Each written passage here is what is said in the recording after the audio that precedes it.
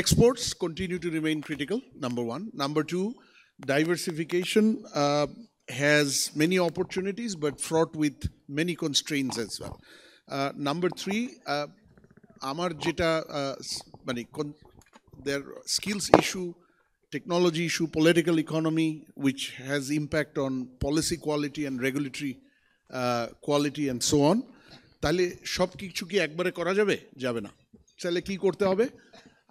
আমি নিজে 8টা sector potential দেখিয়েছি। সার্ভিসের কথা বলেছেন, বাংলাদেশ ইজ অনলি 13% টোটাল এক্সপোর্টের service, but service in global trade is growing at a faster rate than merchandise export, right? So সার্ভিসে আমাদের যেতে হবে। এই জন্য ডিজিটাল ইকোনমি আমি বলেছি, শাহরুখ এখানে ওটা নিয়ে কথা বলেছে, that probably is our own মানে primary option for service economy entry, right?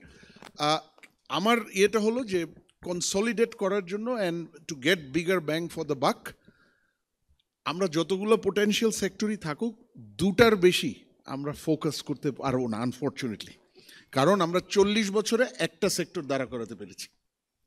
এখন আমরা যদি নেক্সট দুটা সেক্টর $15 বিলিয়ন মার্ক না ক্রস করাতে পারি, ওইটাকে আমরা ডাইভার্সিফিকেশন বলতে পারবো না। অবভিয়াসলি এখন 2 বিলিয়নই পাস করিনি, কিন্তু ওই $15 বিলিয়ন নিতে গেলে আমাদের যে ক্যাপাসিটি, আমাদের যে কনস্ট্রেইনস, আমাদের যে পলিটিক্যাল ইকোনমি, এটা অনেক মানে it is limiting.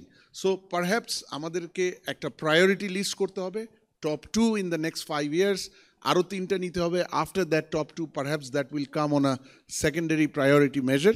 R fourth আমার যেটা লাগবে, কেউ একজন এখানে বলেছিল, আপনি আই থিঙ্ক, এফডিআই ছাড়া ডাইভার্সিফিকেশন হবে না, that is the X factor.